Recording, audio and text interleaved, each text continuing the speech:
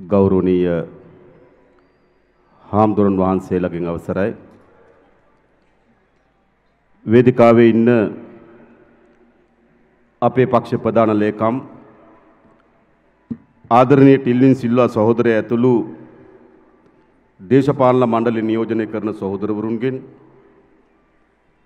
මධ්‍යම කාරක සභාව නියෝජනය කරන සහෝදරවරුන් සහෝදරියගෙන් ඒ වගේම මෙම අවස්ථාවට ජාත්‍යන්තර සුබ පැතුම් රැගෙන සහභාගී වී සිටින අපේ විදේශීය සහෝදරවරුන්ගෙන් මෙම අවස්ථාවට සම්බන්ධ වෙලා ඉන්න ආදරණීය අම්මලා තාත්තලා සහෝදරවරු සහෝදරියන් ඇතුළු සියලු දෙනාගෙන් අවසරයි. අපි කවුරුත් දන්නවා අද මේ මැයි දිනය කොළඹ නගරයේ සමරනකොට රනිල් වික්‍රමසිංහ මහත්තයලා ඊයේ සුගතදාස ගෘහස්ත ක්‍රීඩාංගණයේ මැයි දිනයක් සැමරුවා. අපි රනිල්ට ස්තුතිවන්ත වෙන්න ඕන. එක්සත් ජාතික පක්ෂයට අත්පත් කොට දී තිබෙන ඉරණම පිළිබඳව. ඒ වගේම වර්තමාන ශ්‍රී ලංකා නිදහස් පක්ෂය මඩකලපුව දිසාවට ගමන් කොට තිබෙනවා. මහින්ද මහත්තයා ගාල්ලි. එනිසා මේ 2008 ඓතිහාසික මැයි දිනය ප්‍රබල පෙළපාලියක් හා රැස්වීමක් සහිතව කොළඹ නගරයේ දෙවනත් කොට පවත්වා තිබෙන්නේ ජනතා විමුක්ති පෙරමුණ විතරයි. මේ රැස්වී ඉන්නේ කවුද? මේ රටේ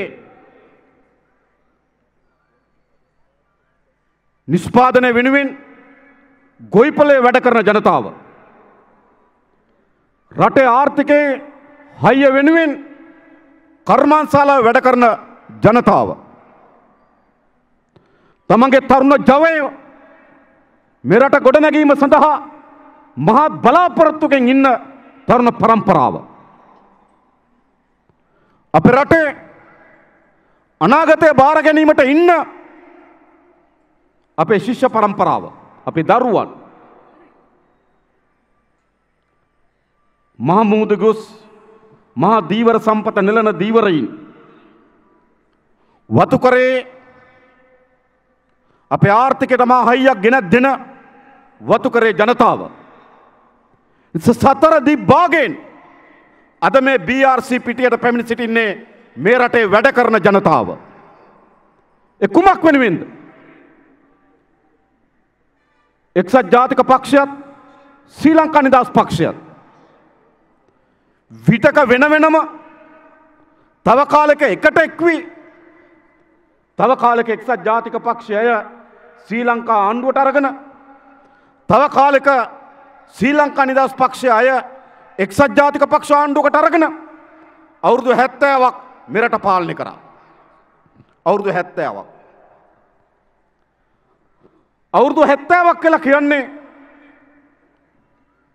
රටක ඉතිහාසයෙන් සංසන්දනය කරලා බැලුවත් මිනිසෙකුගේ ජීවිත කාලයෙන් සංසන්දනය කරලා බැලුවත් ඉතාමත් දිගු කාලයක්.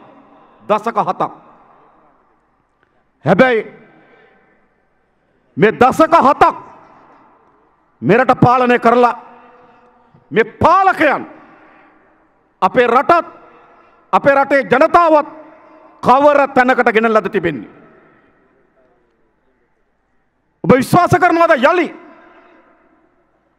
අවුරුදු 70ක් රට පාලනය කරපු මේ පාලකයෝ තව අවුරුදු 50ක් පාලනය කරොත් මේට වඩා වෙනසක් වෙනවද? නැ කිසි වෙනසක් වෙන්නේ නැති බව දැන් සක් සුදක්සේ අපිට පැහැදිලි. මේ පාලකයන්ට කරන්න පුළුවන් කුමක්ද?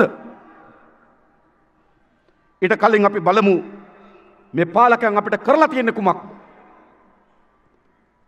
අපි දන්න ඕනෑම රටක ඒ රටේ ආර්ථිකයේ තිබෙන හයිය තමයි ආර්ථිකයේ තිබෙන ස්ථාවරභාවය තමයි ආර්ථිකය අත්පත් කරගන්න ජයග්‍රහණ තමයි ඒ රටේ ජනතාවට ප්‍රතිලාභ ලෙස ගලාගෙන ඉන්නේ.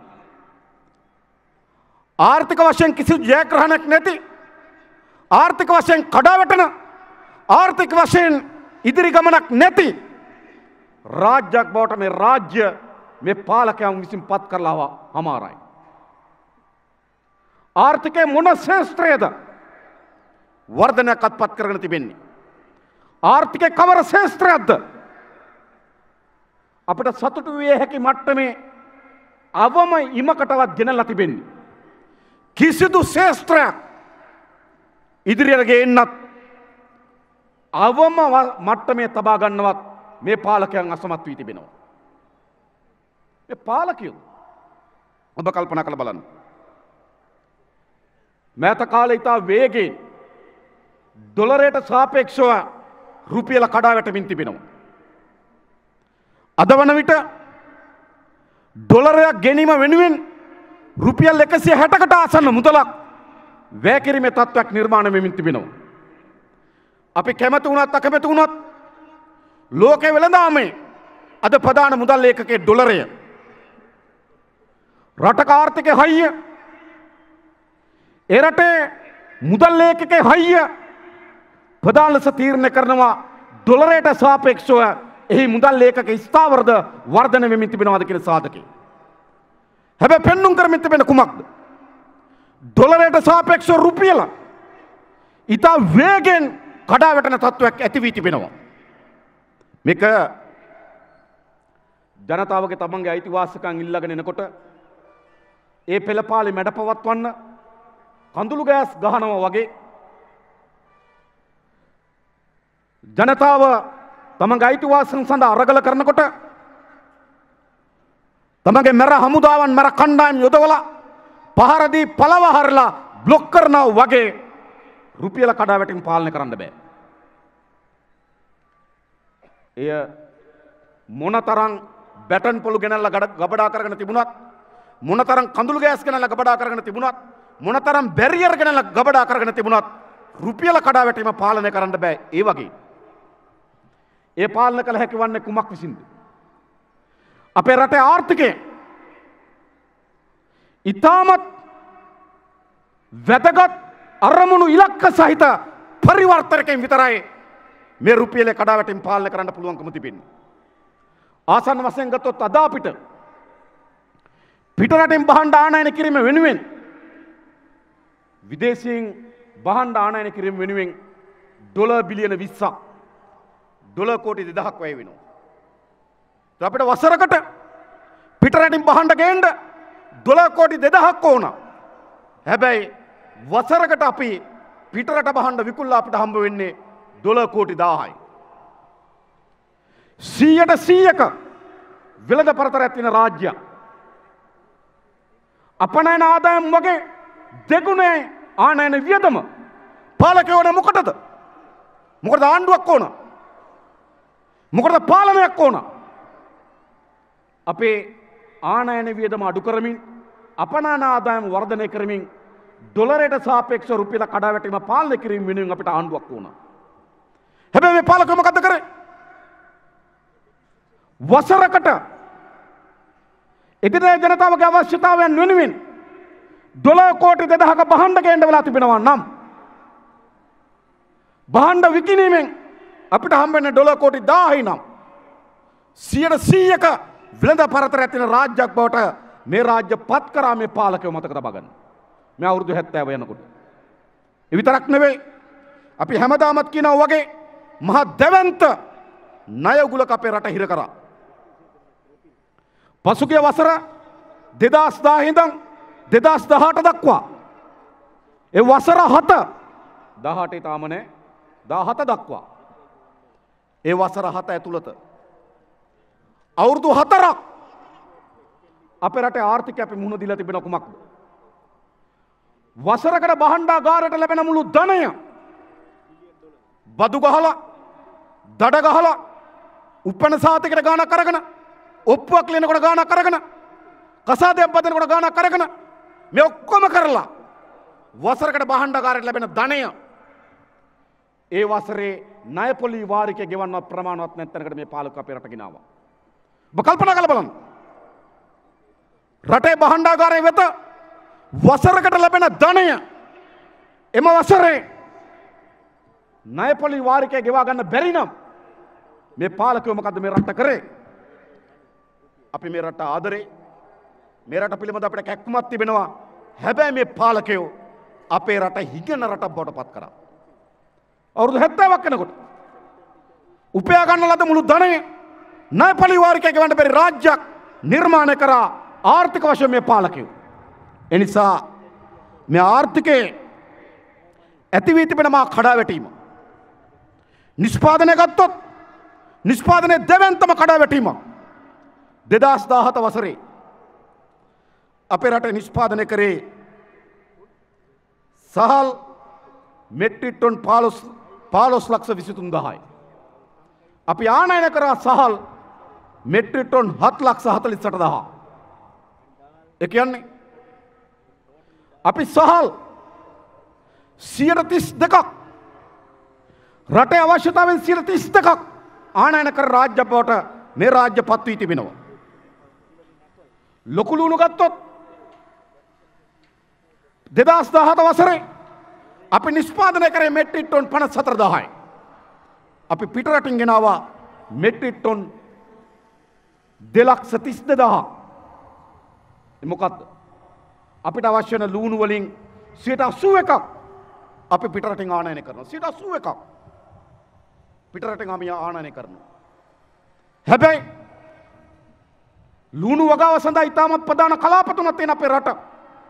මොනරාගල ලුණු වගාව සඳහා එක කලාපයක්, දඹුල්ල ලුණු වගාව සඳහා තව කලාපයක්, යාපනයේ ලුණු වගාව සඳහා තව කලාපයක්. දේශගුණික තත්ත්ව තුනක්, වර්ෂාපතනය ලැබෙන කාල පරිච්ඡේද තුනක් ගොවිතැන් කරන්න පුළුවන් මහා ගොවි ජනතාවක් ඉන්නවා. හැබැයි මේ මහ පොළවත්, මේ ස්වභාව ධර්මයක්, මේ ගොවියාගේ ශ්‍රමයක්, කුෂ්කර්මාන්ත පිළිබඳ ඥානයත් ඒකාබද්ධ කරලා නිෂ්පාදනයක් ගේන්න මේ පාලකයන් අසමත් වී තිබෙනවා. එහි ප්‍රතිඵලය තමයි අපේ රටේ ලුණු අවශ්‍යතාවයෙන් 81ක් අපි පිට රටින් ආනයනය කරනවා. අපේ සීනි අවශ්‍යතාවයෙන් 2017 අපි නිෂ්පාදනය කළ තිබෙන්නේ මෙට්‍රික් ටොන් 56,000යි. අපි පිට රටින් ආනයනය කළ තිබෙනවා මෙට්‍රික් ටොන් 4,98,000. ඒ කියන්නේ අපේ සීනි අවශ්‍යතාවයෙන් 90ක් අපි පිට රටින් ආනයනය කරමින් තිබෙනවා. හැබැයි 90 පිට රටින් ආනයනය කරනකොට අවුරුදු 25කට අධික කාලයක් කන්තලේ සීනි කම්මල වහලා දාලා තිබෙනවා. අක්කර 23,000 පාළුවට ගිහින් තිබෙනවා. කර්මාන්තශාලාවේ පරණ යකඩ ඒක මම පස්සේ කියන්නම්. දැනට ඒ යකඩ ගැන. නේද? මැෂින් පරණ යකඩ වලට විකුණන්න හදනවා. ට්‍රැක්ටර ගොවිපලේ දි รา පත් වෙලා. කවුද මේ පාලකයෝ? අපේ රටේ තිබුණු කර්මාන්ත පද්ධතිය වත ආරක්ෂා කරගන්න බැරි වෙච්ච පාලකයෝ. අපේ රටේ සීනි අවශ්‍යතාවයෙන් 90ක් අපි පිට රටින් ආනයනය කරනවා. අලගත්තොත් අපි දැන් අපේ වැලිමඩ ඒ පළාත ගත්තොත් අපේ රටේ අලවගාව සඳහා නුවරඑළිය අලවගාව සඳහා ඉතාමත් ශාස්ත්‍රීය පොළොවක් තිබෙනවා. ඒ පිළිබඳ හොඳ නිපුණත්වයක් තියෙන ගොවි පරම්පරාවක් ඉන්නවා. නුවරඑළිය පර්යේෂණ ආයතනවල නව බීජ ප්‍රභේද හොයාගෙන තිබෙනවා. අල නිෂ්පාදනය වර්ධනය කරන්න පුළුවන් තරමේ සාරවත් පසක් තියෙනවා. පස හොඳයි. අල නිෂ්පාදනය සඳහා තියෙන ඥානය තිබෙනවා. වැඩ කරන්න පුළුවන් ගොවි ජනතාවක් ඉන්නවා. හැබැයි අපේ රට අල අවශ්‍යතාවයෙන් අපි ගිය අවුරුද්දේ නිෂ්පාදනය කළ තියෙන මෙට්‍රික් ටොන් 73,000යි අපි පිට රටින් ආනයනය කරලා තිබෙනවා 1,51,000. ඒ කියන්නේ අපේ රටේ අල අවශ්‍යතාවයෙන් 67ක් අපි පිට රටින් ආනයනය කරනවා. සීනි අවශ්‍යතාවයෙන් 90ක් ගේනවනම්, අල අවශ්‍යතාවයෙන් 67ක් ගේනවනම්, සාල අවශ්‍යතාවයෙන් 82ක් ගේනවනම්, ලොකු ලුණු අවශ්‍යතාවයෙන් 81ක් ගේනවනම් අඩුම තරමේ අපිට අපේ රටේ තමන්ගේ ආහාර වේල නිෂ්පාදනය කරගන්න බැරි රාජ්‍යයක් බවට මේ රාජ්‍ය පත් වී තිබෙනවා. ඉතින් හදයිද කාර්? රාලින් මහත්තයා කාර් නෙවෙයි ලොකු ලුණු හදලා දීපන් ඉස්සරලා. ලොකු ලුණු හදා ගන්න බැරි වෙච්ච රාජ්‍ය, මිරිස් ටික හදා ගන්න බැරි වෙච්ච රාජ්‍ය, කඩදාසියක් හදාගන්න බැරි වෙච්ච රාජ්‍ය. කඩදාසියක් හදාගන්න බැරි වෙච්ච රාජ්‍ය. රෙදි පිළ ටික නිෂ්පාදනය කරගන්න බැරි වෙච්ච රාජ්‍ය. පොහොරටයක් නිෂ්පාදනය කරගන්න බැරි වෙච්ච රාජ්‍ය. තමුන්නාසලා හිතනද මේ පාලකයන් තව අවුරුදු 50ක් රට කරත් මේ ආර්ථිකය මෙතනින් අඟලක් කර ඉස්සරහට ගෙනියයි කියලා. අඟලක්වත් ඉදිරියට ගෙනන්න බෑ මතක තබා ගන්න. ඒ නිසා මේ රටේ වැඩ කරන ජනතාව තමන් මොනතරම් ශ්‍රමය වැපරුවත් තමන් වැඩපල මොනතරම් වැඩ කරත් තමන් ගොයිපල මොනතරම් දහඩිය වැපරුවත් ප්‍රතිඵල ලබා ගන්න බැරි වෙච්ච පාලනයක් ගොඩනගී තිබෙනවා. ඒ නිසා තවදුරටත් අපේ ආර්ථිකයේ නව කිසිදු වර්ධනයක් මේ පාලකයන්ට අත්පත් කරගන්න බැරි බව ඕනෑමටත් වඩා වැඩියෙන් සාක්ෂි සහිතව අපිට තහවුරු කරලා තිබෙනවා. ඒක ඇතරින් නතර වෙනවා. ආර්ථිකය ඇති වෙන කඩාවැටීම අනිවාර්ය ලෙස ජනතාවගේ ජීවිතයට බලපෑම් කරනවා. අද ගත්තොත් මේ කලාපයේ ඉන්දියාව, නේපාලය, පාකිස්තානය, බංග්ලාදේශයට වඩා වැඩිම දරිද්‍රතාවයෙන් ජනතාව ජීවත් වෙන රටක් බවට මේ රට පත් වී තිබෙනවා. අවුරුදු 5ට වඩා දරුවන්ගේ වයසට අනුව උසනේ මිටිභාවය දරුවෝ 100ක් ගත්තොත් 17 දෙනෙක් වයසට අනුව උසනේ. වයසට අනුව බරනේ ළමයින්ගෙන් 21ක් අවුරුදු 5ට වඩා අඩු දරුවන්ගේ. ළමයි 5 දෙනෙක් ගත්තොත් එක දරුවෙක්. ඒ දරුවගේ වයසට සරලන බරනේ. අවුරුදු 5ට වඩා අඩු දරුවන්ගෙන් 15ක් 6න් පංගුවක් ආසන්න වශයෙන්. ළමයි 6 දෙනෙක් ගත්තොත් එක ළමයෙක්. උසට සරලන බරනේ. මොකද්ද මේ රට වෙලා තිබෙන්නේ? ආසන්න වශයෙන් ගත්තොත් අපේ දරුවන්ගෙන් 5න් එකක්. දරුවෝ 100ක් ගත්තොත් 20ක්. 5 දෙනෙක් ගත්තොත් එක දරුවෙක්. එක්කෝ වයසට අනුව උස නැහැ. එක්කෝ උසට අනුව බර නැහැ. එක්ක වයසට අනුව බරනේ මන්ද පෝෂණය. ඉතින් අපි දන්නවා අපේ ගම්වල එක පිටරේ හරි ගෙනලා පොඩි කරලා කන්න දෙන්නේ දරුවට.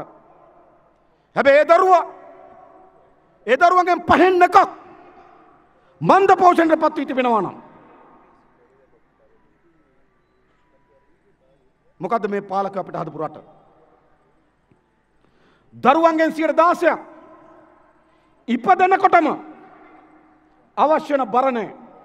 දරුවා 6 දෙනෙක් ගත්තොත් එක දරුවෙක් ඉපදෙනකොට තියෙන අවම බර කිලෝග්‍රෑම් 2.5යි. ඉපදෙනකොට දරුවගේ බරනේ. දරුවා 6කින් එක්කෙනෙක්. මොකද්ද වෙලා තිබෙන්නේ? ආර්ථික ඇති වී තිබෙන මහා කඩාවැටීම ජනතාවගේ ජීවිතයට අතිමහත් බලපෑමක් ඇති කරමින් තිබෙනවා. එතන ලදරු මන්ද පෝෂණය වර්ධනය වෙමින් තිබෙනවා. ගැබිනි මව්වරුන්ගේ රක්තහීනතාවය වර්ධනය වෙමින් තිබෙනවා. එනිසා තමන්ගේ ජීවිතේ පවත්වාගෙන යන්නට සරිලන ආහාර වේලක් නොමැතිකමෙන් අපේ රටේ බහුතර ජනතාවක් අද පෙළෙනවා. ලැබෙන මොනවා හරි කනවා තමයි. හැබැයි මිනිහෙක් ඇටියට නිරෝගී සම්පන්න ජීවිතය පවත්වාගෙන යාම වෙනුවෙන් අවශ්‍ය වෙන අවම පෝෂණ සංඝටක ටික උපයා ගන්න ආහාර වේලක් ජනතාවක් අපේ රටේ ඇති වී තිබෙනවා. ඒ විතරක්ද? නිවාස ගත්තොත් අපේ රටේ ආසන්න වශයෙන් ලක්ෂ 50ක් ගෙවල් තියෙනවා කියලා අපි උපකල්පනය කරමු. මේ ලක්ෂ 50න් නිවාස ලක්ෂ 4කට වැසිකිළියක් නෑ මතක තබා ගන්න. අපේ රටේ ගෙවල් තියෙනවා ලක්ෂ 4ක්. 4කටත් වඩා වැඩි. සාමාන්‍යයෙන් ගත්තොත් 4,20,000ක් වගේ. ලංකාවේ නිවාස වලින් නිවාස 4,20,000කට වැසිකිළියක් නෑ. ඔබ හිතනවාද මේ 21 වෙනි සියවස කියලා? ගේ තියෙනවා ගෙදර වැසිකිළියක් නෑ ලක්ෂ 4ක් නිවාස වලට අපේ රටේ. අපේ රටේ නිවාස ලක්ෂ 50ක් තියෙනවනම් නිවාස ලක්ෂ 5ක් ලංකාවේ නිවාස වලින් 10න් එකක් වර්ග අඩි 250ට වඩා අඩුයි. වර්ග අඩි 250යි. 10 කාමර දෙකයි. 100යි 200යි. ඒකේ තමයි කුස්සිය තියෙන්නේ. ඒක තමයි අම්මා තාත්තා නිදන කාමරේ තියෙන්නේ. ඒක තමයි දරුවෝ නිදන කාමරේ තියෙන්නේ. ඒක තමයි ශාලයේ තියෙන්නේ. ඔක්කොම තියෙන වර්ග අඩි 250ට වඩා අඩුයි. වර්ග අඩි 250ට වඩා අඩුයි. අපේ රටේ නිවාස වලින් 10න් පංගුවක්. සමාවෙන්න. අපේ රටේ නිවාස වලින් 10න් පංගුවක්. 10.3ක් 100ට. වර්ග අඩි 250යි තියෙන්නේ. අපේ රටේ පවුල් වලින් 2,50,000කට පවුල්. ආසන්න වශයෙන් ගත්තොත් 1,50,000ක විතර පවුල් තියෙනවා. මේ පවුල් වලින් 2,200,000කට අපේ රටේ මාතෘ භූමියේ කිසිදු බිම් මංගලක් නැහැ. ගෙයක් නෙවෙයි ඉඩමක්වත් නැහැ. 2,200,000ක් පවුල් වල. ඒ වගේම අපේ රටේ නිවාස වලින් 8%කට ඒකට පවුල් 4,00,000කට මීටර 100ට ආසන්න දුරින් බොණ්ඩ වතුර ගන්න තැනක් නැහැ. පවුල් 4,00,000ක් මීටර 100ට වඩා දුර යන්න ඕන බොණ්ඩ වතුර ගන්න. මොකද අපේ ජීවිතේ ගෙවල් වලින් 10න් පංගුවක් වර්ග අඩි 250ට වඩා අඩුයි නම් ගෙවල් වලින් 12න් පංගුවකට වෙසිකිලියක් නැත්තම් පවුල් 2,200,000කට මේ රටේ අංගලකව බිමක් නැත්තම් බිම් කඩක් හිමි නැත්තම් ඒ වගේම නිවාස වලින් 8%කට බොණ්ඩ වතුර ටිකක් ගන්න මීටර 100කට වඩා දුර යන්න ඕන. අවුරුදු 70ක් මොකද්ද මේ පාලක අපේ රටේ අපේ ජීවිතවලට ඇති කරලා දීලා තියෙන්නේ. එනිසා අපිට ආහාර වේලක් නැහැ. අපිට නිරෝගී සම්පන්න ජීවිතයක් ගත කිරීම සඳහා ප්‍රමාණවත් වෙන නිවාසයක් ලබා දෙන්න මේ පාලකයන් අසමත් වී තිබෙනවා. ආදායම ගත්තොත් මොකද සිද්ධ වෙ තිබෙන ආදායමට? අපේ රටේ ආදායම විශාල ලෙස විශාල පරතරයක් නිර්මාණය වෙමින් යන රාජ්‍ය බවට පත් වී තිබෙනවා. අපේ රටේ ධනයෙන් 50.8ක් උඩම ඉන්න 20% අපේ රටේ ධනයෙන් 50.8ක් භුක්ති විඳිනවා. උඩම ඉන්න 20% අපේ ධනයෙන් දෙකෙන් පංගුවක් ගන්නවා. යටම ඉන්න 20%ට හම්බ වෙන්නේ මේ ධනයෙන් 4.1යි. අතිශය විශාල ආදායම් බෙදී යාමේ පරතරයක් නිර්මාණය වෙලා තිබෙනවා. අපි අහනවා තමුන්නාසලාගේ හරියම ආහාර වේලක් නැත්තම් ඉන්න නිවහනක් නැත්තම් ජීවත් වෙන්න ආදායමක් නැත්තම් ආණ්ඩුවේ වාර්තාම කියන ජනගහනයෙන් 42% දෛනික ආදායම ඩොලර් 2කට වඩා අඩුයි. ඒ කියන්නේ අඩු ආදායම් ලාභී. අපේ රටේ පවුල් 50,000 පවුල් 14,000ක් සමෘද්ධිය ගන්නවා. සමහර සමෘද්ධිය මාසෙට රුපියල් 250යි. සමහර අය රුපියල් 600යි. මාසෙටම සමහර තැන්වල රුපියල් 900යි. පවුල් 14,000ක් සමෘද්ධි ප්‍රතිලාභය බලාගෙන ඉන්නවා ඒ මාසේ ජීවත් වෙන්න. ජනගහනයෙන් 42% දෛනික ආදායම ඩොලර් 2කට වඩා අඩුයි.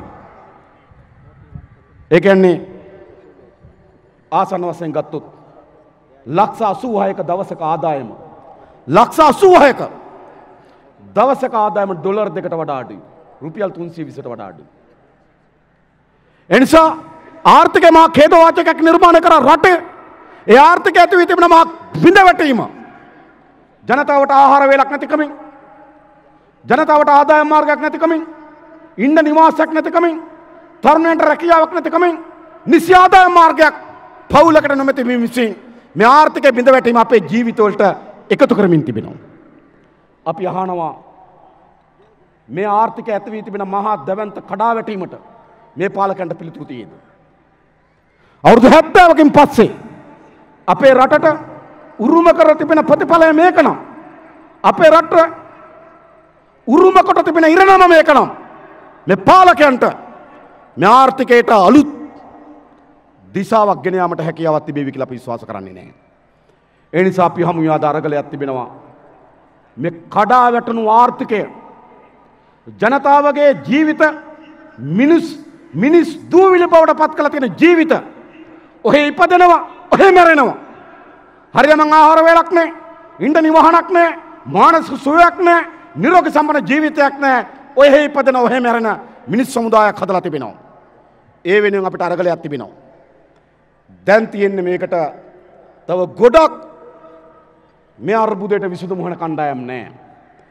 මේ අර්බුදයට විසඳුම් සොයාගත හැකි වන්නේ අපේ රටේ ආර්ථික ගමන විප්ලවීය ලෙස පරිවර්තනයට ලක් කිරීමෙන් පමණක්මයි. එය කළ හැකි වන්නේ ජනතා විමුක්ති පෙරමුණ පෙරට කරගත් මේ රටේ ප්‍රජාතන්ත්‍රවාදී මේ රටේ බහුජන ව්‍යාපාරයක් ගොඩනැගීමෙන් ඒ හරහා බලය අත්පත් කර ගැනීමෙන් පමණයි මතක තබා ගන්න. කොහෙද මේකට තියෙන පිළිතුර වෙන පිළිතුරක් කොහෙද තිබෙන්නේ? කාර්ද මේ ගොඩනැගී හැකි වන්නේ? ඒ නිසා අපි අරගලය අධ්‍යයත් කරමු. අපි සටන අධ්‍යයත් කරමු. මොකක් වෙනුවෙන්ද? රට හදන ජනතා බලවේගය රට හදන පාලනයක් ගොඩනැගීම සඳහා වූ දිශාවකට අපේ රටේ දේශපාලන ගමන් මඟ අපි පරිවර්තනය කරන්න ඕන. රට ගොඩනැගීම සඳහා මේ පාලකයන් මේ රට ගොඩනගන්න බෑ. ඊළඟ මේ ආර්ථිකයත් එක්ක වෙලි ඊටම සමීපව ගැටගැසී තියෙනවා. මොකද්ද? මහා ජනක දේපල කෝටි ප්‍රකෝටි ගණන් හොරකම් කරන වංචා කරන වංචනික පාලකයන්. කොහොමද මේ පාලකයන් ඉන්නේ? මේ වංචනික රජගෙදර ඉන්නේ. දෛය පෙරේදා වුණා නේද? පීබී දිසානායකයි මහානාමයි. අර මං කිව්වේ කන්තලේ. දැන් ඒගොල්ලන්ගේ සැලසුම මොකද්ද?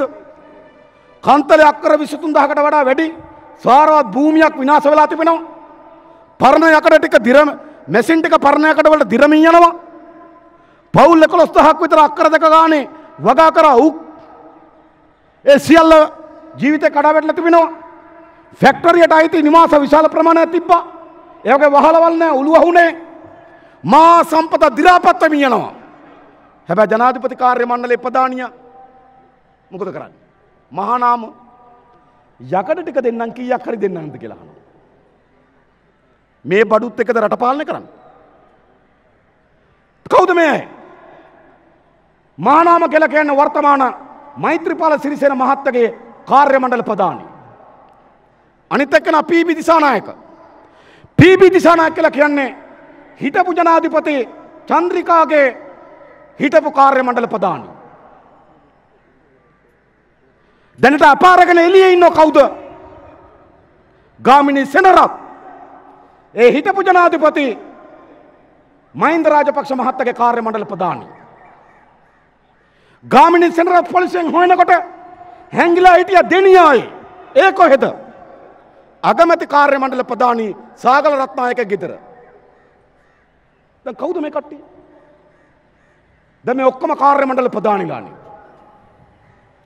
ගාමිණී සෙනරත් මහින්ද මහත්තයාගේ කාර්ය මණ්ඩල ප්‍රධානී. හැංගිලා ඉන්නේ අගමැතිගේ කාර්ය මණ්ඩල ප්‍රධානියාගේ ගෙදර. පීබී දිසානායක චන්ද්‍රිකාගේ කාර්ය මණ්ඩල ප්‍රධානී. මහානාම මෛත්‍රීපාල මහත්තයාගේ කාර්ය මණ්ඩල ප්‍රධානී. මේ කාර්ය මණ්ඩල ප්‍රධානීන්ට කොහොමද හොරකම් කරන්න අවස්ථාවක් ලැබෙන්නේ? සාමාන්‍යයෙන් අපි හිතුවොත් මොකක් හරි අමාත්‍යංශික ලේකම්වරේ, තෙල් සංස්ථාවේ අමාත්‍යංශ ලේකම්වරය, ඔහු තමයි ප්‍රධාන ගැනුම් දීමේ නිලධාරියා. ඔහු කැබිනට් පත්‍රිකාවක් දැම්මාම ආවල් සමාගමේ තෙල් ගන්න කියලා. එතකොට ඒ සමාගම තෝරා ගැනීමේ හැකියාව තිබෙනවා තෙල් සංස්ථාවේ ලේකම්ට. ගල්ලඟුරු ගේනකොට විදුලි බල මණ්ඩලයේ බාර අමාත්‍යංශ ලේකම්වරයාට ගල්ලඟුරු ටෙන්ඩරයට මැදිහත් වීමේ අයිතියක් ලැබෙනවා. හැබැයි කාර්ය මණ්ඩල ප්‍රධානට මොකද තිබෙන අයිතිය? කාර්ය මණ්ඩල ප්‍රධානයා කැබිනට් පත්‍රිකා දාන්නේ නැහැ. කාර්ය මණ්ඩල ප්‍රධානයාගේ වගකීම ජනාධිපතිවරයාගේ කාර්ය මණ්ඩලයේ මෙහෙවීම. එනවද කියලා බලන එක, වැඩ පැවරීම, වැඩ අධීක්ෂණය කිරීම, නිසි පරිදි මෙහෙවීම. දැන් අපි අහන්නේ එකයි. කාර්ය මණ්ඩල ප්‍රධානියෙකුට කොහොමද පුළුවන්කම ලැබෙන්නේ යකඩ දෙන්නම් කියලා තීන්දුවක් ගන්න? කොහොමද? කාර්ය මණ්ඩල ප්‍රධානට එක ගන්න බෑ. ඒක ගන්න පුළුවන් වෙන්නේ ජනාධිපතිවරයාට. එනසම මේ කාර්ය මණ්ඩල ප්‍රධානීන්ලා ඇත්ත ගත්තොත් මේ කාර්ය මණ්ඩල ප්‍රධානීන්ලා කියන්නේ වෙන කවුරුවත් නෙවෙයි මේ හිටපු ජනාධිපතිවරුන්ගේ බෝකර්වරු. මේවල තමයි බෝකර් වැඩ කරන්නේ. රාජපක්ෂ මහත්තයාගේ ඡන්ද කාලේ චෙක්පත් ප්‍රමාණයක් මාරු කරේ ගාමිණී සෙනරත් කාර්ය මණ්ඩල ප්‍රධානී මහින්ද රාජපක්ෂගේ බෝකර. පීදි සත් එහෙමයි. චන්ද්‍රිකාගේ බෝකර. මහානාම කියන්නේ මෛත්‍රීපාල මහත්තයාගේ කාර්ය මණ්ඩල ප්‍රධානී මෛත්‍රීපාලගේ බෝකර. මොකද්ද වෙලා තිබෙන්නේ? අපේ රටේ වංචාව දූෂණය වටලාගෙන තිබෙන්නේ අද රජගෙවල් වල. ඉතින් අපි පොලිසිය මහත්තයා බැලලා හරියනවද? බස් එකේ කොන්දස්තර මහත්තයත් එක්ක ගහගෙන හරියනවද? ඉතුරු රුපියල දුන්නේ නැහැ කියලා. පොලිසිය මහත්තයත් එක්ක රණ්ඩු කරගෙන හරියනවද? රුපියල් 100ක් ඉල්ලුවා කියලා. නෑ. ඇයි? මේ වංචාව දූෂණය අද රජයේ ඉහළම තැන් වලින් ආශිර්වාදය මැදිහත් වීම සහ අනුග්‍රහය මත දියත් වෙමින් තිබෙන්නේ. අපේ රටේ ආර්ථිකයේ විශාල පංගුවක් අද අපේ රටේ ආර්ථික විශාල පංගුවක් ජනතාවගේ අතට ආ යුතු පංගුවක් මේ ඉතා කුඩා කල්ලියක් අත යැපෙනවා. ඉතා කුඩා කල්ලියක්. ඒකේ අමාත්‍යවරු ටිකක් ඉන්නවා.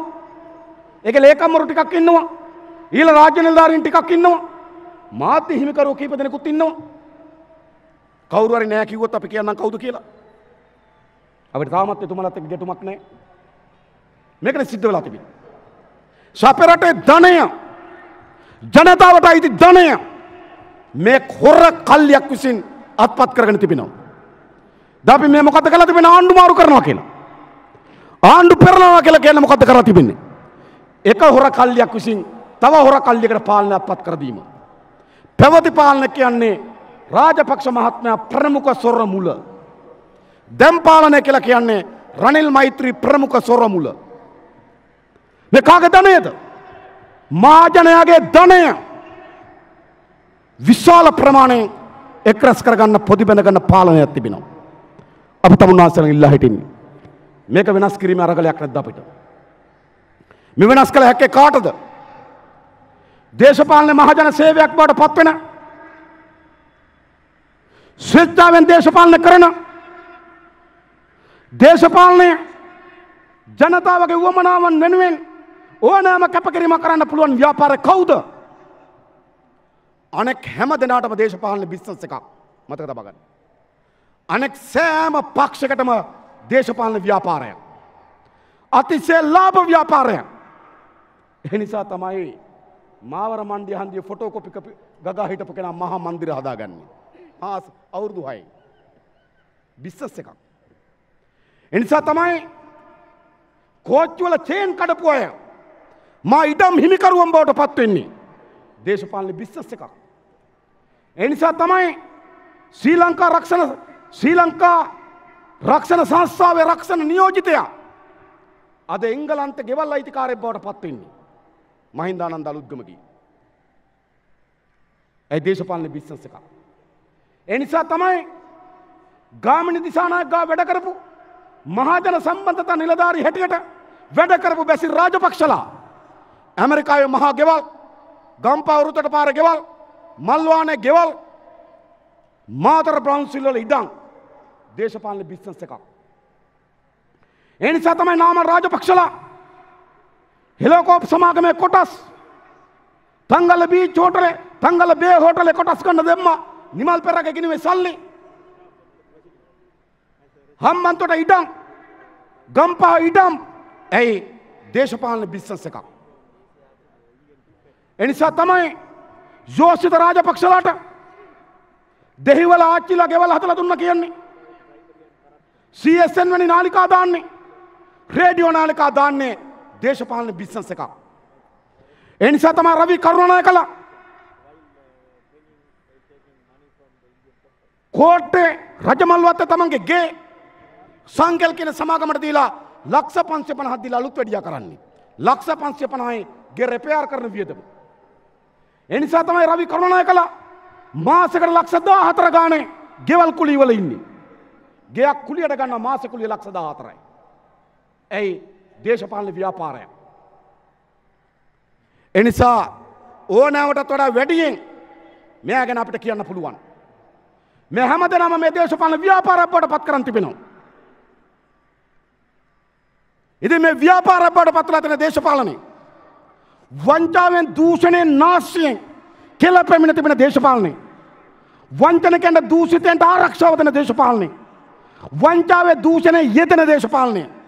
මහජනයාගේ ධනය කෝටි ප්‍රකෝටි ගණන් පොඩි බැඳ ගන්න දේශපාලනය. වෙනස් කරන්න ඕනේ නැද්ද? වෙනස් කරන්න ඕනේ නැද්ද? කවුරු හරි හිතනවාද ඒ වෙනුවට කවුරු හරි හිතනවාද මේක අස්සට ගිහලා කීයක් හරි ගහගත්තොත් හරි කියලා. එහෙම හිතන 7-8 දෙනෙක් ඉන්න පුළුවන්. හැබැයි පොදු ජනතාව හැටියට ඔබ තමුන්වහන්සේලා කවුරු හරි විශ්වාස කරනවාද මහජනයාගේ දේපල පාලනයෙන් පාලනයට බලයට එන කාලෙන් කාලයට බලයට එන මේ සොර මුලක් විනෙන් අත්පත් කර ගැනීම අපි ඉවසිය යුතුද? ඉස්පිරිතාලට බෙහෙත් දෙන්න සල්ලි, දරුවගේ ඉස්කෝලේ ශාලාව හදන්න තියෙන සල්ලි, අපි දන්නවා වැඩට එන ජනතාව පාන්දර කෝච්චිය දොර එල්ලිලා කිටි කිටියේ හිර වෙලා බස් එකේ කිටි කිටියේ හිර වෙලා බස් එක පාරට දාන්න, රේල් පාරක් හදන්න, අලුත් කෝච්චියක් දාන්න, සෙනගට ප්‍රවාහන පාසුකම් දෙන්න, මහජනක ප්‍රවාහන පාසුකම් වර්ධනය කරන්න තියෙන ධනය මේ 100ක 200ක මංකොල්ල කරුවන් පිරිසක් එක් රැස් කරගන්න. මේකට හරි සටනක් ඕනේ නැද්ද අපිට? එනිසා එකක් මේ ආර්ථික ක්‍රමවේදය වෙනස් කරමු. දෙක අපේ ජීවිතය වෙනුවෙන් සටනක් දියත් කරමු. තුන මේ වංචාව දූෂණයට එරෙහි සටනක් දියත් කරමු. වංචාවෙන් දූෂණයෙන් තොර පාලනයක් මේ රටේ ගොඩනැගිය හැකි වන්නේ ජනතා විමුක්ති පෙරමුණ ප්‍රමුඛ කරගත් දේශපාලන ව්‍යාපාරයකට පමණයි. මතක තබා ගන්න. මේ අපි කවුරුවත් මහජනයාගේ දේපල සතයක් හොරකම් කරන මිනිස්සු නෙවෙයි. අපි දේශපාලන ව්‍යාපාරයක් බවට පත් කරගත්ත මිනිස්සු නෙවෙයි.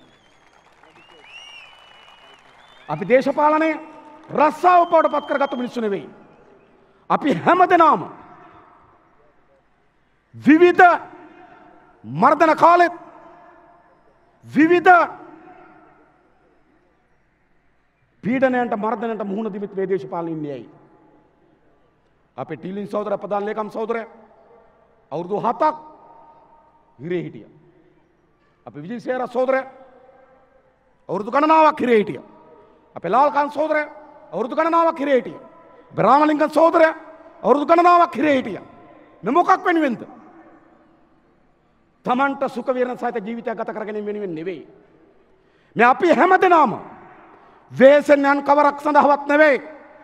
මේ රටේ සියලු ජනතාවට මේට වඩා හොඳ ජීවිතයක්, අපේ දරුවන්ට මේට වඩා හොඳ රටක් ගොඩනැගීම වෙනුවෙන් වැඩ කරන දේශපාලන ව්‍යාපාරයක්. එවැනි දේශපාලන ව්‍යාපාරයකට විතරයි මේ රට ගොඩනගන්න පුළුවන්. දවසක් රිමාන්ඩ් එකට යනකොට ඒත් ජනතාවගේ දේපල හොරකම් කරලා කකුල් දෙක වෙවුලනවා. උපවාස කරන මාස දෙකක් ඉන්න බැරුව ජාතික වීරිය. ලැජ්ජාවේ බෑ හිටියා කියන්න. ආම්දුරන්ට කියලා පිරිත් නේද පිරිත් වතුර පොවා ගන්නවා. ගිය හොරකම් කරලා. එහෙම කකුල් වෙවුලන අය නෙවෙයි.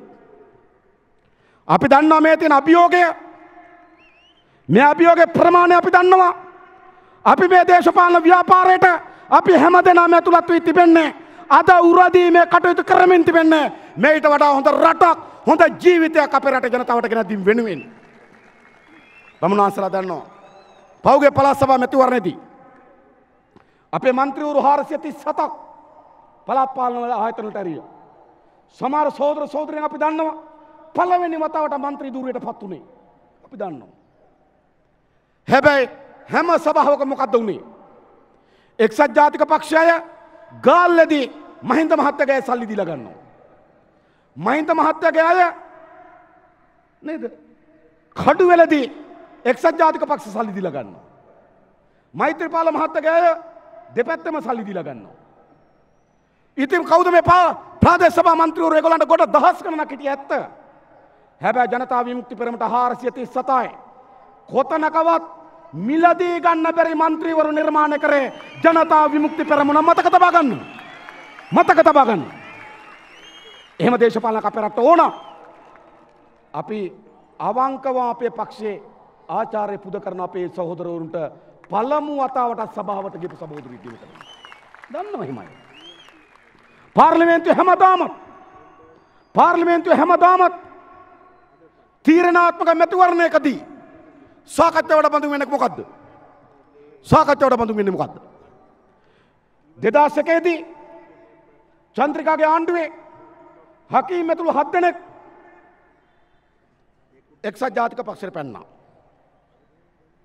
අද එක්සත් ජාතික පක්ෂ වහකදුරු වෙලා ඉන්න SP දිසානායක GL පීරිස් බන්දුල ගුණවර්ධන ඇතුළු කණ්ඩායමක් ශ්‍රී ලංකා නිදහස් පක්ෂයේ සිට එක්සත් ජාතික පක්ෂයට පැන 2001දී එදත් පත්තරවල ප්‍රධාන හෙඩිම මොකද්ද? එදත් පත්තරවල ප්‍රධාන හෙඩිම මොකද්ද? එක්සත් ජාතික පක්ෂය ආණ්ඩුවේ මන්ත්‍රීවරු සල්ලි දීලා මිලදී ගනි. සල්ලි දී මිලදී ගනි. 2007 දී එක්සත් ජාතික පක්ෂය එක්සත් ජාතික පක්ෂ දෙවනි නායකයා කරු ජයසූරිය කොළඹ දිස්ත්‍රික්ක පතාක යෝධයා ගාමිණි ලොකුගේ රත්නපුරේ පතාක යෝධයා වසවර්ති සුසන්ත පුංචි නිලමේ කළුතර ලොක්කා මහින්ද සමරසිංහ මහනුවර ලොක්කා කෙහෙලේ රමුක්වැල්ල මුණරාගල ලොක්කා මද්දුමගේ මාමා ධර්මදාස බණ්ඩා බදුල්ල ලොක්කා ලක්ෂ්මන් සෙනවිරත්න අම්පාර ලොක්කා පී දයාරත්න අනුරාධපුරේ ලොක්කා ඒකනායක මේ ඇතුළු 17 දෙනෙක් මහින්දගේ ආණ්ඩුවට ගියා. මොකද පත්තරවල හෙඩිම එක්සත් ජාතික පක්ෂයේ 17 දෙනෙක් මහින්දගේ ආණ්ඩුවට යලි සල්ලි වලට සහ ඇමතිකම් වලට විකුණුණා.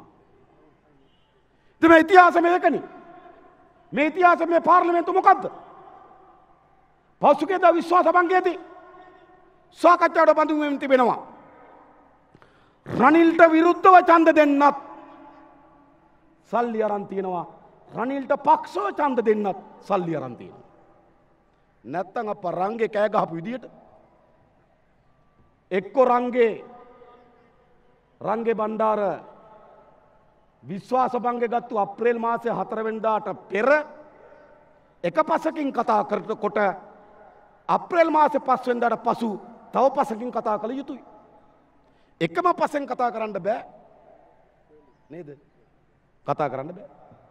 වසන්ත සේනායකලා එහෙම කතා කරන්න බෑ. විජේදාස රාජපක්ෂලා එහෙම කතා කරන්න බෑ. අප්‍රේල් 4ට එහා එක කටක් අප්‍රේල් 4 වෙනිදාගෙන් පස්සේ තව කටක්. කටවල් දෙක තියෙන තැන් දෙක විතරයි බලන්න ඕන. ඒකනේ වෙලා තියෙන්නේ. ඇයි? මේ කවුද? මුදලට විකිනන අය, තනතුරු තාන්න මාන්න වලට විකිනන අය. අපේ රටේ දේශපාලනේ ඒ හැම කෙනාම දේශපාලනේ දෙන්නේ මම කියන එක මත. හැබැයි හැම වෙලාවකම අස්ථාවරයක් ඇති වී තිබෙනවාද? ඒ හැම වෙලාවකම ජනතා විමුක්ති පෙරමුණේ අපි කටයුතු කොට තිබෙන්නේ එම අවස්ථාවෙන් ජනතාවට ලබාගත යුත්තේ මොකක්ද කියන එක පැත්තෙන් කල්පනා කරලා. එහෙම දේශපාලන ව්‍යාපාරයක් නෙමෙයි දෝන. ප්‍රාදේශ සභාවේදී, පළාත් සභාවේදී, පාර්ලිමේන්තුවේදී අපි කටයුතු කොට තිබෙන්නේ මේ රටේ ජනතාවගේ පැත්තෙන්. ඒ නිසා මේ වංචාව, දූෂණය, නාස්තිය පිරිවරාගත්තු දේශපාලන වෙනුවට කැපකිරීම, පරිත්‍යාගය උරුම කරගත්තු දේශපාලන ව්‍යාපාරයක් අපේ රටේ බලයට එන්න ඕන. ඒක තමයි වංචාව, දූෂණ නතර කරන්න තියෙන ඒකායන මාවත බව මතක තබා ගන්න. ඊළඟ අපේ රටේ වේගයෙන් මේ ජාතිවාදය වපුරමින් යනවා. මේ මහ පොළව පෙට්‍රල් වලින් තෙත් කරලා තිබෙන ජාතිවාදී කොතන ගිනි කූරක් පත්තු කරයිද, කොතන ඇවිලෙයිද කියන සැකය අපිට තිබෙනවා. ඇයි මේ පාලකයන්ට අද අවශ්‍ය වී තිබෙන්නේ? තමන්ගේ ඵලය තහවුරු කර ගැනීම එකම මාවත බවට පත් වී තිබෙන්නේ මේ ජාතිවාදී. ඔවුන්ට සියලු ජනතාවගේ අයිතිවාසිකම් වෙනුවෙන්, සියලු ජනතාවගේ සමගිය වෙනුවෙන්, සියලු ජනතාවගේ සහෝදරත්වය වෙනුවෙන් දේශපාලනයක් ඔවුන්ට තවදුරටත් අදාළ නැහැ. ඔවුන්ගේ දේශපාලනය මොකද්ද? ඔවුන්ගේ දේශපාලනයේ ජාතිවාදය. අද අපේ රටේ ජනප්‍රියම දේශපාලනය මොකද්ද? අද අපේ රටේ ජනප්‍රියම දේශපාලන ජාතිවාදී. සිංහල ජනතාව තුළ ජනප්‍රියයි සිංහල ජාතිවාදී දේශපාලනය. දෙමළ ජනතාව තුළ ජනප්‍රියයි දෙමළ ජාතිවාදී දේශපාලනය. මුස්ලිම් ජනතාව තුළ ජනප්‍රියයි මුස්ලිම් ජාතිවාදී දේශපාලනය. ඇයි? එක ජාතිවාදයක් වර්ධනය වුණොත් ඊට ප්‍රතිපක්ෂව අනෙක් ජාතිවාදය වර්ධනය වෙනවා. සිංහල ජාතිවාදය උඩට આવොත් ඊට ප්‍රතිපක්ෂව මුස්ලිම් ජාතිවාදය උඩට එනවා. මුස්ලිම් ජාතිවාදය උඩට આવොත් ඊට ප්‍රතිපක්ෂව නැවත සිංහල ජාතිවාදය උඩට එනවා. ජාතිවාදය කියලා කියන්නේ හුදකලා ලෙස එක් ජාතිවාදයක් වර්ධනය වෙන්නේ නැහැ. ජාතිවාදය එක් ජාතිවාදයක් විසින් තව ජාතිවාදයක් පෝෂණය කරනවා. දකුණේ සිංහල ජාතිවාදය උස්සන්න වෙනකොට ඒ හා සමාන ලෙස අනිත් ජාතිවාදයන් උස්සන්න වෙනවා. නැවත අනිත් ජාතිවාදයන් උස්සන්න වෙනකොට ඒ හා සමාන ලෙස දකුණේ සිංහල ජාතිවාදය උස්සන්න වෙනවා. අද මේ පාලකයෝ මේක කරලා තිබෙනවා. අද දකුණේ ජනප්‍රිය දේශපාලනයේ සිංහල ජාතිවාදය, අද දෙමළ ජනයාගේ ජනප්‍රිය දේශපාලනයේ දෙමළ ජාතිවාදය, මුස්ලිම් ජනයාගේ ජනප්‍රිය දේශපාලනයේ මුස්ලිම් ජාතිවාදය. අපි දන්නවා. හැබැයි මතක තබා ගන්න. ජනතා විමුක්ති පෙරමුණ මේ රටේ ජාතිවාදයට එරෙහි සියලු බලවේගයන් එක්රැස් කරමින් අපි පියවර තබමින් තිබෙනවා. ජාතිවාදය පරාජයට පත් කරමින් ජාතික සමගය සඳහා වූ පියවරකට අපි අවතීර්ණ වෙමින් තිබෙනවා. ජාතික සමගය අපි හදන්න ඕන. ඒ අරගලය අපිට තිබෙනවා. අපිට ආර්ථිකය ගොඩනගන්න, අපිට හොඳ ජීවිතයක් ගන්න, මේ වංචාව දූෂණය වෙනුවට ජනතාව වෙනුවෙන් පාලනයක් ගොඩනගන්න, ඒ වගේම මේ ජාතිවාදයට එරෙහි අරගලයක්. ඊළඟ මේ ප්‍රජාතන්ත්‍රවාදය. අපි දන්නවා මේ ප්‍රජාතන්ත්‍රවාදය අහිමි වීමේ විශාල ලෙස බැටකාපු ජනතාවක් මේ රටේ ඉන්නේ. ජනතා විමුක්ති පෙරමුණ දෙපාරක් අවියායුධ ගන්න. අපේ දේශපාලන ව්‍යාපාරය ගොඩනගන්නේ, අපේ දේශපාලන අරමුණ බවට පත් වී තිබෙන්නේ අපිට වඩාත් හොඳ දේශපාලන පිටිය මේ පිටිය ජනතාවත් එක්ක සාකච්ඡාවේ යන පිටිය. හැබැයි හැම වෙලාවෙම මේ පාලකයා ඒ ප්‍රජාතන්ත්‍රවාදී අකුලමින් වෙනත් ක්‍රමවේදයන්ට අපේ දේශපාලනය තල්ලු කරා. ඒක අපේ තෝරා ගැනීම නෙවෙයි. අපේ කැමැත්ත නෙවෙයි. හැබැයි අපි අපේ දේශපාලන වෙනුවෙන් ඒ මාවත උනා තෝරාගත්තු දේශපාලන ව්‍යාපාරයක් මතක තබා ගන්න. එම මාවත වුවත් දේශපාලන වෙනුවෙන් තෝරා ගන්නා ලද ව්‍යාපාරයක් ජනතා විමුක්ති පෙරමුණ. අපි රටේ දේශපාලන කරනවා. ඒ හැම විටකටම මේ ප්‍රජාතන්ත්‍රවාදය හිමිවීම බලපෑවා. උතුරේ ක්‍රමානුකූල වර්ධනය වෙච්ච ජාතිවාදයක් තිබුණා. හැබැයි ඒක දෙවන්ත සන්නද්ධ ව්‍යාපාරයක් බවට පත් වෙන්න ප්‍රභාකරන්ට මරාගෙන මර බෝම්බ කරුවන් නිර්මාණය කරන්න උතුරේ ජනතාවගේ ප්‍රජාතන්ත්‍රවාදය ඇති උදුරා ගැනීම බලපෑමක් ඇති කරා. 1981 කියලා කියන සංවර සභා මැතිවරණ. ඒක ඉතා සොච්චන් ඡන්දයක්. දිස්ත්‍රික් සංවර සභා ඡන්ද ගෙනාවෙම දිස්ත්‍රික් සංවර සභා කියන ආකෘතිය හැදුවෙම ජාතික ප්‍රශ්නට උත්තරයක් හැටියට. හැබැයි 81 සංවර සභා මැතිවරණේ මොකද වුනේ? යාපනයට ගිහිල්ලා ඒ දෙමළ ජනතාවගේ හදවත මතක තබා ගන්න. අපි දැකලා තියෙනවා ලංකාවේ ගොඩක් පුස්තකාල තියෙනවා. මෙතන බොහෝ දෙනෙක් පුස්තකාල පරිහරණය කරනවා. හැබැයි අපි කවුරුත් දන්නවා යාපනයේ පුස්තකාලට අපි ඇතුල් වෙන්න ඕනකම තිබෙන්නේ සෙරෙප්පු පාවහන් ගලවා. ඒ විදිහට ඒගොල්ලන්ගේ ගරු කටයුතු තැනක් තමයි පුස්තකාලය. උතුර ජනතාවගේ. හැබැයි ගිහිල්ලා ඒ හදවතට ගිනි තිබ්බා. මේ සොච්චන් ඡන්දයක් දිනන්න සංවර සභා මැතිවරණේ. 83 මා කළු ජූලියක් නිර්මාණය කර ජයවර්ධනට මේ දේශපාලන පක්ෂ තහනම් කරන්න. තමන්ට එරෙහිව වර්ධනය වෙමින් තිබෙන දේශපාලන ව්‍යාපාරයන් මැඩ පවත්වන්න. ජනතා විමුක්ති පෙරමුණ තහනම් කරන්න. ජයවර්ධන එදා කළු ජූලියක් නිර්මාණය කරා. ප්‍රභාකරන් මරාගෙන මරණ බෝම්බ කරුවන් නිර්මාණය කිරීමට අවශ්‍ය වෙන පස මේ ප්‍රජාතන්ත්‍රවාදය අහිමිවීම විසින් නිර්මාණය කරා. සදා අපිට අභියෝගයක් තිබෙනවා. මේ අකුලම යන ප්‍රජාතන්ත්‍රවාදී වෙනුවට ප්‍රජාතන්ත්‍රවාදයේ දිනා ගැනීමේ සටනකට අපි අවතීර්ණ විය යුතුයි. විශේෂම අපි දන්නවා පසුගිය කාලේ පුරාවටම මේ ප්‍රජාතන්ත්‍රවාදය අහිමි කිරීමේදී ප්‍රධානම මෙවලම් බවට පත්වලා තිබෙන මේ විධායක ජනාධිපති ධූරය. විධායක ජනාධිපති ධූරයෙන් බැට කෑවේ විපක්ෂයේ മന്ത്രിවරු පමණක් නෙවෙයි මතක තබා ගන්න. වැඩියෙන්ම බැට කෑවේ ආණ්ඩුවේ අය. ජයවර්ධන 78 മന്ത്രിවරුන්ගේ ඉල්ලාස්වීමේ ලිපිය සාක්කුව දා ගන්නවා. තමන් කියන විදිහට වැඩේ කරන්නේ නැත්නම් දිනේ දැම්ම ලියුම දුන්න අස්සුනා. ඇයි? විධායක බලය. මේ විධායක බලය විසින් කැබිනට් මණ්ඩලෙ නිකන් පඹයන් බවට පත් වුණා. මහින්ද රාජපක්ෂ මහතාගේ ආණ්ඩුවේ රටේ මහ සමස්ත ආර්ථිකයෙන් 52ක් තිබෙ කාතේද?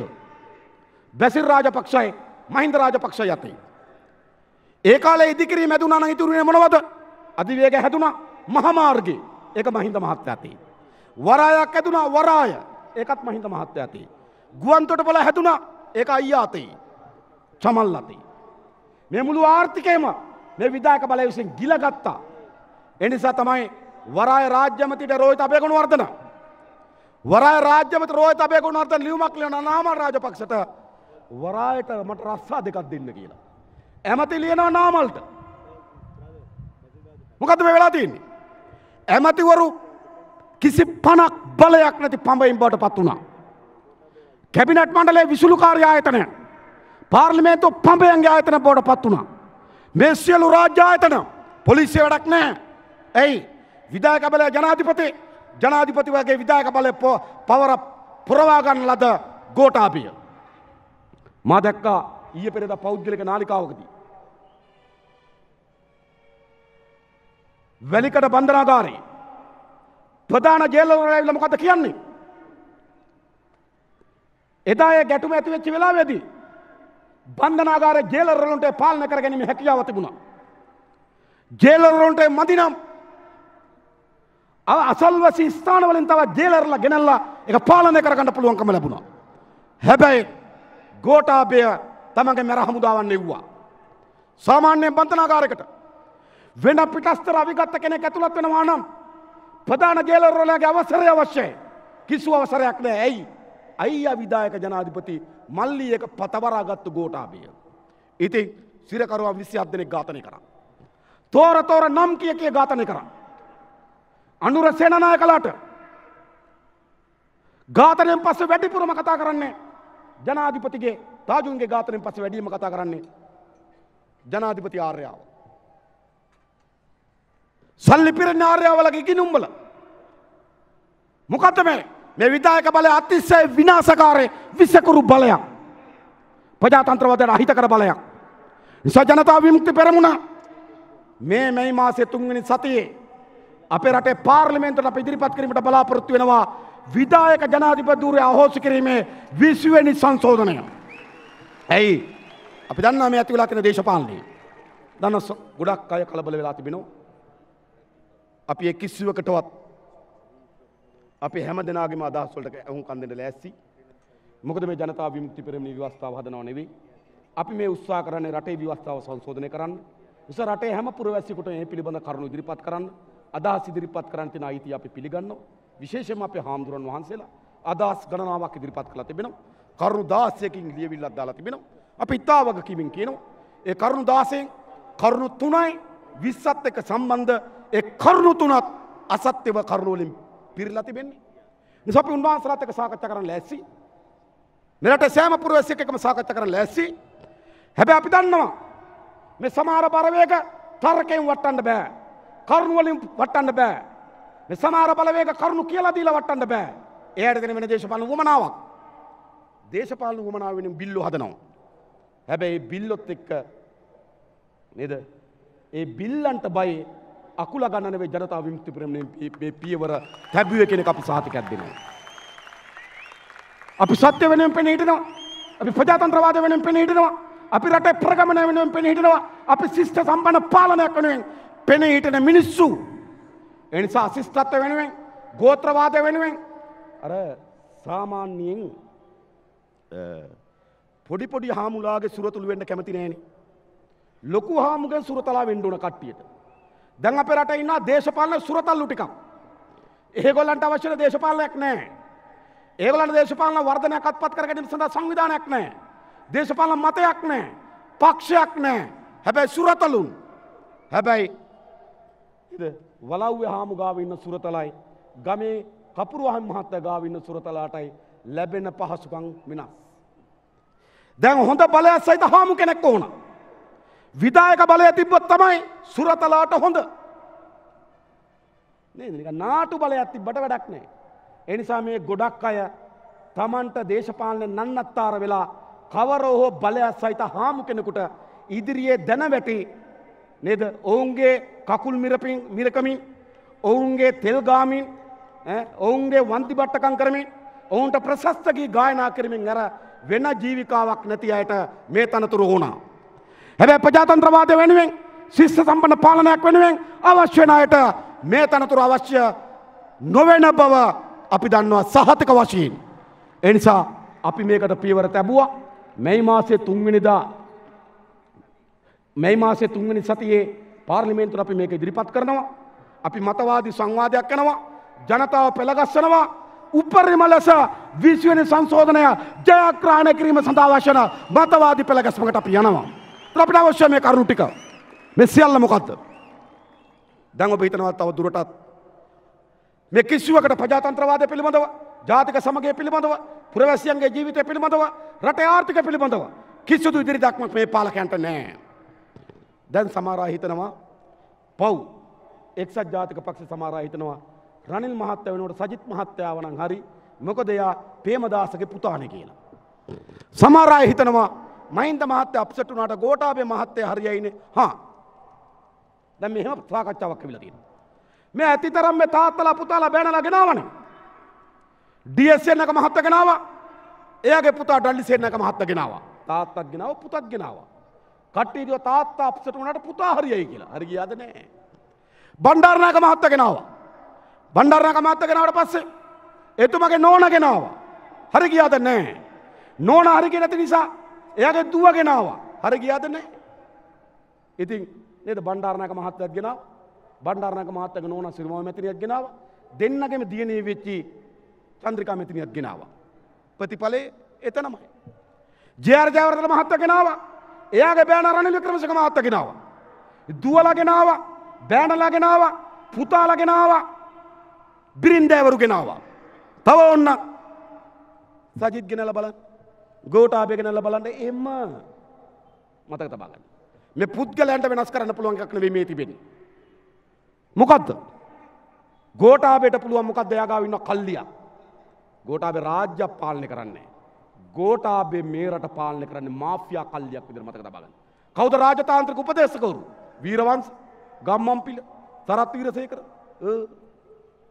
මාෆියා කල්ලියක් මතක තබා ගන්න. සජිත් ප්‍රේමදාස. සජිත් ප්‍රේමදාස මොකද්ද කියන්නේ? නෑ අපිත් ආණ්ඩුවෙන් ග්‍රාම සේවා කොට්ටාස 14000 ගණටම අපිත් ආණ්ඩුවෙන් කෙනෙක් දාන්න ඕනලු ඡන්ද කරන්න. රට හදන්න නෙවෙයි. ඊ පෙරේද කියන්නේ. අපිත් එක්සත් ජාතික පාක්ෂිකව ලක්ෂයකටවත් රස්සා දෙන්න ඕනලු. එතන මේ රටක් හදන්න දෙන්නේ. ඉතින් තාත්තලා ඒගොල්ලන්ගේ මහප්පලා මේ වැඩේ කරලා තමයි මේ රට මේ විනාශය වුනේ. රවි කරුණායක ඉන්නකොට දේශීය ආදායමකට සේවකය දානවා. රවි කියලා මංගල එනකොට මංගලක් දානවා. පෙට්‍රෝලියම් එකට සේවක දානවා චන්දිම වීරක්කොඩි. චන්දිම වීරක්කොඩි කියලා මහින්ද සමරසිංහ එනකොට ආයෙ චන්දිම වීරක්කොඩි ගිහිල්ලා අර්ජුන එනකොට ආයෙ දානවා. වරායට අර්ජුනලා සේවක දානවා. අර්ජුන අයින් වෙලා සමරසිංහ එනකොට සේවක දානවා. ඕක තමයි ඒගොල්ලෝගේ රට පාලනේ. අද විශ්වවිද්‍යාල වලට කියලා බලන්න. විශ්වවිද්‍යාල අනධ්‍යයන සේවකයන්ගේ වැඩි ප්‍රමාණයක් නුවර. ඇයි? කාලයක් උසස් අධ්‍යාපන නැමැති නුවර. කාලයක් පෙට්‍රෝලියම් එක පිරුණේ නුවරින්. කාලයක් විදුලි බල මණ්ඩලය පිරෙන්නේ නුවරින්. තව කාලයක් වරාය පිරුණේ අම්පාරෙන්. කවුද? අස්වර්ගේ කාලේ. පස්සේ වරාය පිරුණා මාතරින් මංගලගේ කාලේ. මේ රාජ්‍ය ආයතන පුරවන එක සජිත් ඔයා කරන්න ඕන ඕගොල්ලෝගේ මහප්පලා මේවා කරා. රට හැදින්නේ නැහැ. එනිසා රටක් හදන්න මොකද කරන්න ඕනකම තිබෙන්නේ? මේට වඩා වෙනස් ආර්ථික ප්‍රතිපත්තියක්, දේශපාලන වමනාවක්, වංචා දූෂණ නතර කිරීමක්, සිංහල දෙමළ මුස්ලිම් ජනතාව අතර සමගියක් සහ ප්‍රජාතන්ත්‍රවාදය, ජනතාවත් එක්ක සංවාදය, ජනතාවගේ අදහස් උදාස් සහිත පාලනයක්. එනිසා අපි තමුන්වහන්සේ සිහින ලෝකයක්ම වුණා නෙවෙයි, ඇත්ත කතාව ඒක. අපි එහෙම පාලනයක් ගොඩනගමු. ඉතාමත් හොඳ තත්ත්වයක් ඇති වී තිබෙනවා. රාජපක්ෂ කණ්ඩායම පරාජයටපත් වී කෙටි කාලයක් ඇතුළත රනිල් වික්‍රමසිංහ පාලනය අසමත් වෙච්ච බව ඔප්පු කොට තිබෙනවා. අන් කවරදාටත් වඩා වැඩියෙන් නව පාලනයක් සඳහා අවශ්‍ය වන ඉඩකඩ, නව පාලනයක් සඳහා අවශ්‍ය වන විභවය නිර්මාණය වෙලා තිබෙනවා. දැන් මොකද තිබෙන අඩුව? ඒගොල්ලෝ අද පවතින ඒගොල්ලන්ගේ ශක්තිතාවය මත නෙවෙයි. අද ඒගොල්ලෝ තියෙන ඒගොල්ලන්ගේ හයිය මත නෙවෙයි. අද ඒගොල්ලෝ රටේ ආර්ථිකය හදලා ජනතාවගේ ජීවිත උසස් කරලා ප්‍රජාතන්ත්‍රවාදය ශක්තිමත් කරලා සියලු ජනතාවගේ අයිතිවාසිකම් තහවුරු කරලා නෙවෙයි ඒගොල්ලෝ අද ඉන්නේ. ඒගොල්ලෝ අද ඉන්නේ තාමත් අපි අසමත් වෙලා තිබෙනවා. ගොවිබිමේ ගොවි ජනතාව සංවිධානය කරන්න, දීවර ජනතාව සංවිධානය කරන්න, වෘක්ෂ සමිති ව්‍යාපාර සංවිධානය කරන්න, අපේ තරුණ ව්‍යාපාර සංවිධානය කරන්න, පොදු ජනයා සංවිධානය කරන්න, අපේ මාධ්‍යවේදී හිතවතුන් සංවිධානය කරන්න ඕන. අපි හැමදෙනාම එක මිටකට ගොනු කරන්න ඕන. අන්න ඒ සඳහා ඉතාමත් දිගු ශක්තිමත් පියවරක් මෙම මේ දිනේදී අපි සියලු දෙනා එක්ව තබමු කියන ඉල්ලීම අපි අපේ සහෝදරුන් කරනවා. අපි හැමදෙනාම මාස 6ක් එක දිගට අකණ්ඩව මේ මතවාදී සහ ගමේ ජනතාවත් එක්ක සම්බන්ධ වෙන දේශපාලන අපි දියත් කරමු. සහතික වශයෙන් මේ අත්පත් වී තිබෙන අවස්ථාව අපේ පක්ෂයත් වමේ ව්‍යාපාරයත් මේ රටේ දේශපාලනයත් නව දිශාවකට තල්ලු කර හැකි තත්ත්වයක් නිර්මාණය වෙමින් තිබෙනවා. මේ එක්රැස් වී තිබෙන බලය හැමදාමත් මේ පක්ෂ ඉදිරියට ගෙනිච්චේ ශක්තිමත් ඔසවා තැබුවේ ගමේ ජීවත් වෙන ඔබ. අපි දන්නවා ඔබ මේ ඉදිරියේ එනකොට සමහර අය ඊයේ හවස් වරුවේ සමහර අය අද පාන්දර කිලෝමීටර ගණන් පයින් ඇවිල්ලා දැන් මෙතන කතා අහගෙන ඉඳලා සමහර අය ගෙවල් වලට යනකොට පාන්දර වෙනවා. එම කැපකිරීම පරිත්‍යාගයෙන් තමයි ඔයගොල්ලෝ මෙතන එක්රැස් වෙලා තිබෙන්නේ. මහා වූ වෙනවා, වැස්සට තෙමෙනවා නේද? පීඩාවට ලක් වෙනවා. අපි දන්නවා. හැබැයි තමුනාසල මේ ධෛර්යය මේ අදිෂ්ඨානය පෙන්눔 කරලා තියෙන අන්කවරක්වත් නෙවෙයි. ඕගොල්ලන්ගේ ධෛර්යය අදිෂ්ඨානය අපට ශක්තියක් ධෛර්යයක් හැම වෙලාවෙම ගෙනත් දෙන බව අපි විශ්වාස කරනවා. අපිටත් ඒක ශක්තියක්, අපිටත් ඒක ධෛර්යයක්. අපි ඔක්කොම එකතු වෙමු. එකතල මේක පරිවර්තනය කරමු. පරිවර්තනය කිරීම සඳහා අපි වැඩ කරමු. මහන්සි වෙමු, ගෙන්ගට යමු. අලුත් දේශපාලනය පියවරන්ට අපි තබමු. ඒ වෙනුවෙන් සියලු දෙනාට එකතු වෙන්න, මැදිහත් වෙන්න, පෙරට එන්න කියලා ආරාධනා කරමින් මම නතර වෙනවා. ජනතා විමුක්ති පෙරමුණට ජය වේවා. මේ රටේ සිංහල දෙමළ මුස්ලිම් ජනතා සමගියට ජය වේවා කියලා ප්‍රාර්ථනා කරනවා. බොහොම ස්තුතියි හැම දිනාටම ජය වේවා.